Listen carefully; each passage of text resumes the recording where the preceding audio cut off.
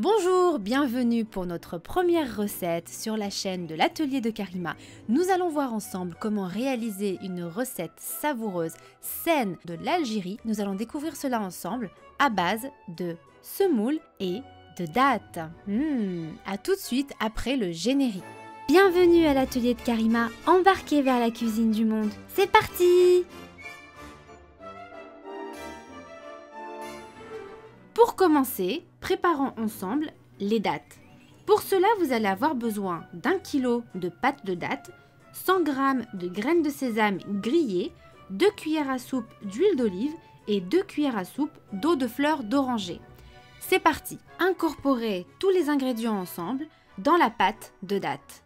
Petite précision, les graines de sésame grillées restent facultatives. Bien entendu, pour apporter du croustillant et une saveur supplémentaire, je vous recommande vivement d'en mettre, mais libre à vous de les incorporer ou pas. En revanche, il faudra bien mettre la pâte de dattes, l'huile d'olive et l'eau de fleur d'oranger. Malaxez le tout pour faire pénétrer l'ensemble des ingrédients dans la pâte, former une boule et réserver. Nous allons maintenant passer à la préparation de la semoule. Nous aurons besoin de 3 mesures bien pleines de semoule moyenne de qualité, une cuillère à soupe bien pleine de sel, une mesure d'un mélange de beurre et d'huile, une demi-mesure d'eau de fleur d'oranger, de la cannelle et de l'eau. Dans un récipient profond, versez les 3 mesures de semoule moyenne de qualité, incorporez la mesure d'huile et de beurre et mélangez le tout. Saupoudrez délicatement de cannelle. Alors notez que la cannelle est facultative, donc si vous n'aimez pas cela, eh bien tout simplement n'en mettez pas. Mais encore une fois, je trouve que ça apporte plus de goût. Après avoir préalablement ajouté le sel à l'eau de fleur d'oranger, versez le tout dans le récipient, donc incorporez tout cela au mélange. Et puis continuez à malaxer tout en ajoutant ensuite de l'eau au fur et à mesure jusqu'à ce que vous sentiez que la pâte est prête à être travaillée. La texture de la pâte est idéale à ce stade. Nous allons dès lors former 2 boules que nous allons réserver. Passons à la 3e étape qui va être le montage des éléments avant cuisson.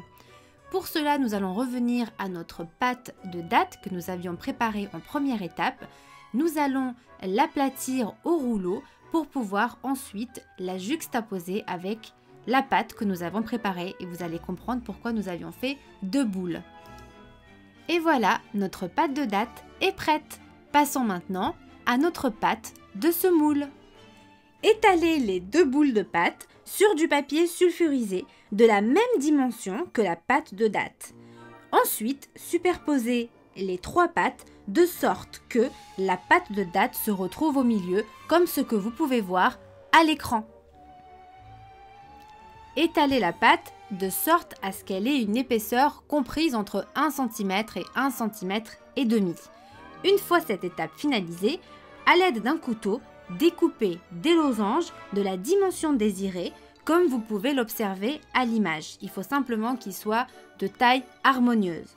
Passons à la dernière étape de notre recette qui va être la cuisson. Faites cuire sur une poêle Tefal à feu moyen pendant 5 minutes environ de chaque côté. Veillez à ce qu'il soit légèrement doré. La dorure est essentielle dans la réussite de cette recette, car on déguste aussi avec le visuel.